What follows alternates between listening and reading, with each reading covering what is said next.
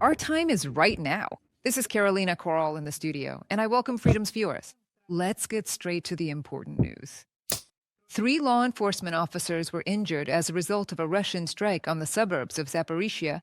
An FPV drone attacked a police car while it was driving on the highway. Also, according to local authorities, a local resident was killed in the city itself due to shelling by the Russian army. In total, over the past day, Russian occupiers carried out nearly 900 strikes on about 30 settlements in the region. They used artillery, multiple rocket launchers, as well as drones and aircraft. Russian forces attacked Novgorod-Siversky in the Chernihiv region with drones. Civilian infrastructure was targeted by the Russian army strikes. In particular, 3 drones hit a hangar. The Russians also attacked private homes, causing a fire and damaging windows and doors. This was reported by local authorities. Additionally, damage was recorded at a food industry facility near Chernihiv.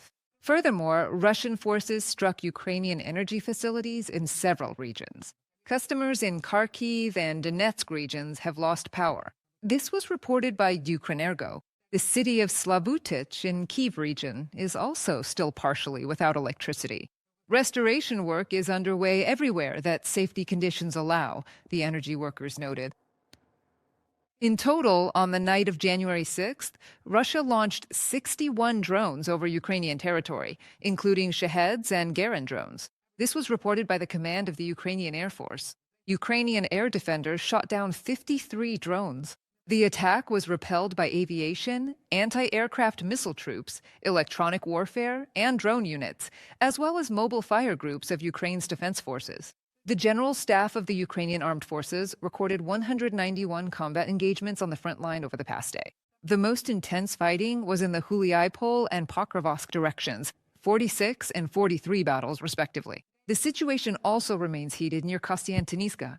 There, Ukrainian defenders repelled more than 20 Russian assaults. On the Oleksandrivka section of the front, the enemy attacked 14 times, and another 9 times on the Lyman front.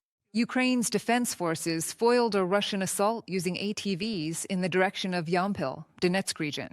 According to the Ground Forces Command, the enemy tried to take advantage of heavy snowfall, gusty winds, and almost zero visibility to secretly move an assault group forward.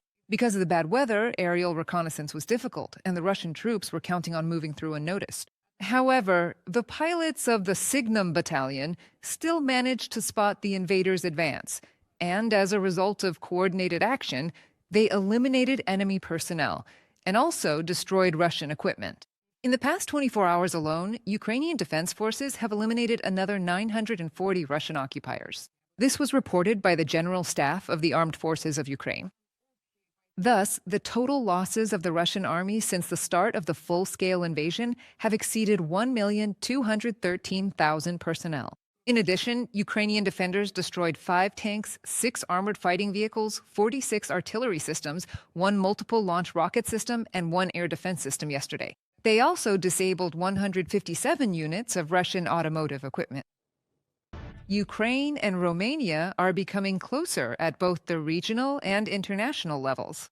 An honorary consulate of Romania has opened in Lviv. The new office is intended to serve as a platform for developing business ties, attracting investments, and implementing cultural and humanitarian initiatives, especially in the context of Russia's full-scale war against Ukraine. As Rostislav Volk, the honorary consul of Romania in Lviv, noted, the diplomatic mission will help Ukrainian companies enter the Romanian market, as well as support Romanian investors in projects in the Lviv region. During the event, special attention was also given to Romania's political support for Ukraine's security, particularly in the context of Euro-Atlantic integration. I personally took part in coordinating the NATO summit in Bucharest when we thoroughly considered Ukraine's candidacy for NATO. And as the national coordinator of the NATO summit in Bucharest, I can say, my mandate will only be fully accomplished after Ukraine joins NATO. The first of my tasks is to communicate everything to our Ukrainians who want to invest there, who want to discover new markets and thus expand their presence in the European market. And the second is that we are always open to European investors. We can explain what is interesting in Ukraine, help them connect with city or state authorities, and act as a kind of guide so that this process happens faster. The Indian energy giant Reliance has officially stopped purchasing Russian oil. The company does not expect any crude deliveries in January and has not received any in the past 3 weeks. According to Reuters, the refusal came amid strong warnings from U.S. President Donald Trump about the introduction of new import tariffs. This forced Delhi to choose between Moscow and Washington. Due to Western sanctions, imports from Russia have already plummeted to a 3-year low, dropping by almost half compared to peak levels. Experts predict that in the near future, purchases will fall below 1 million barrels per day. In fact, India is leaving the list of the Kremlin's key partners, leaving China as the only major consumer of Russian resources. Villages in Russia are dying out rapidly. Just last year, almost 270 settlements were officially eliminated, most of which were completely uninhabited. Some small villages are simply being merged with larger ones. According to the Ukrainian Foreign Intelligence Service, this is essentially a legal formalization of the demographic decline in Russia. In other words, Russian regions are steadily losing population, and the deserted territories are being repurposed for economic use. For the second time, Kostroma Oblast has become the leader in the disappearance of settlements, followed by Novgorod Oblast. In third place is Perm Krai, where not only is the so-called death of villages being recorded, but remote settlements with small populations are also being deliberately resettled. This stands in stark contrast to Moscow's loud claims about a new master plan for resettlement, which is supposedly meant to revive the provinces. In reality, however, the document merely records a deep demographic crisis, spatial inequality, and the hopelessness of the periphery. Life in half-empty villages without healthcare, education, or jobs attracts no one, and the effort to disperse the population is just an attempt to cosmetically cover up the failure. From a statement by the Foreign Intelligence Service of Ukraine on the agency's website, Ukrainian President Volodymyr Zelensky has arrived in Paris to take part in the Coalition of the Willing summit. It is known that representatives from 35 countries will participate in the meeting, with 27 of them represented by heads of state or government.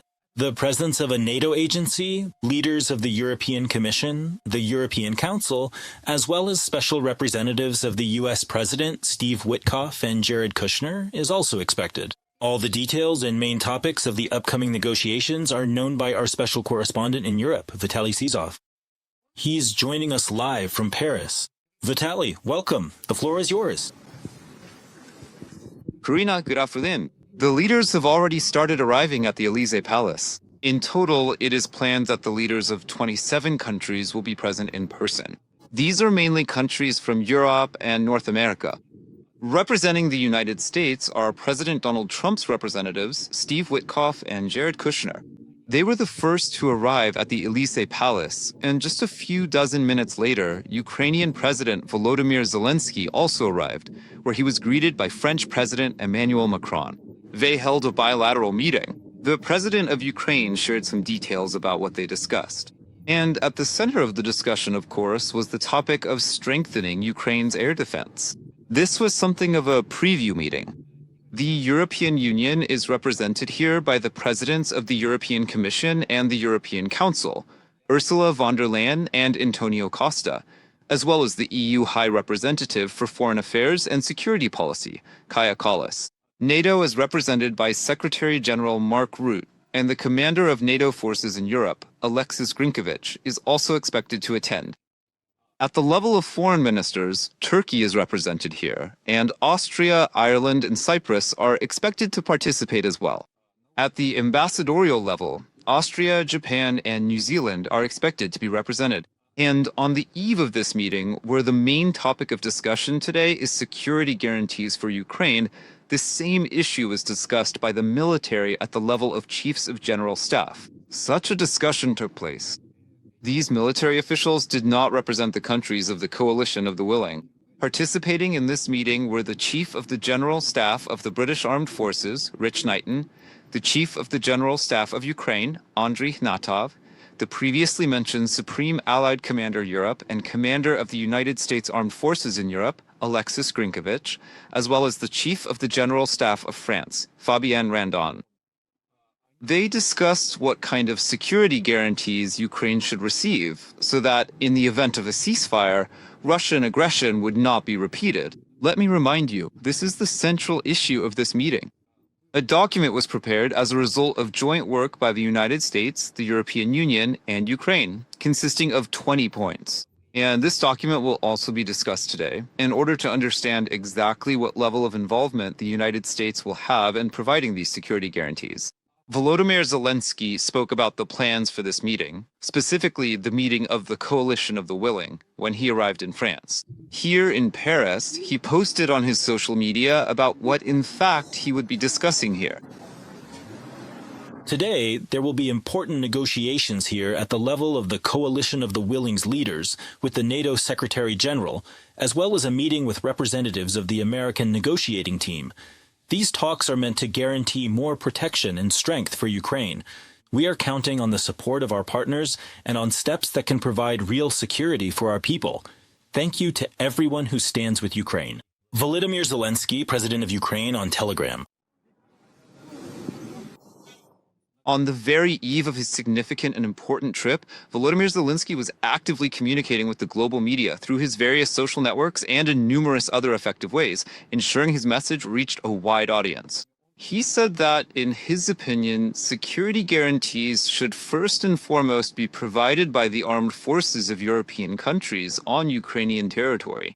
Such guarantees would be convincing. And on the eve of this meeting, representatives of the European Union and the European Commission once again reiterated that, in their view, a serious security guarantee for Ukraine would be the guarantee of Ukraine's membership in the European Union, which would help strengthen both Ukraine's economy and its armed forces.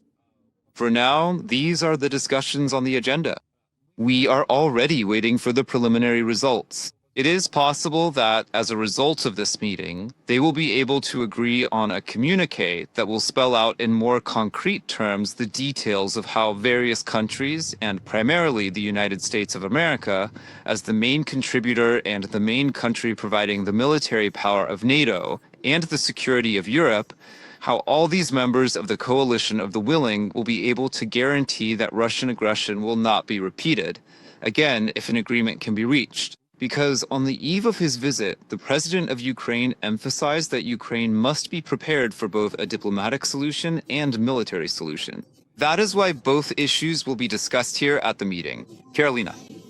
Thank you, Vitaly. Let me remind our viewers, Vitaly Stisov, special correspondent for Freedom TV channel in Europe, was with us live from Paris, where today the summit of the Coalition of the Willing is taking place, and where, among other things, security guarantees for Ukraine are being discussed. Volodymyr Zelensky and Emmanuel Macron held a separate bilateral meeting and, according to the president of Ukraine, discussed the country's real capabilities to counter Russian terror, air defense, as well as the protection and support that can strengthen Kyiv's position in diplomacy. Today in Paris is the most representative meeting of the Coalition of the Willing, Zelensky noted, namely heads of state, leaders of international organizations, ministers, and ambassadors. Important political steps are being prepared. Also in Paris, there will be a working lunch between Ukrainian President Volodymyr Zelensky and French President Emmanuel Macron with representatives of the United States. After the coalition meeting, Volodymyr Zelensky will hold a press conference. A significant element of the meeting will also be the presence of representatives from the United States. According to Reuters, Washington will be represented by Steve Witkoff, advisor and special envoy of President Donald Trump, as well as Jared Kushner, both members of the peace process negotiating team. This is seen as a signal of the new American administration's active involvement and the United States' willingness to participate in shaping a security guarantees package for Ukraine. Subscribe to The Gaze and stay updated on the most important events, top news from Ukraine and all over the world, in-depth analysis, exclusive reports and interviews, all on hand in our channel. Join our community of viewers and stay tuned.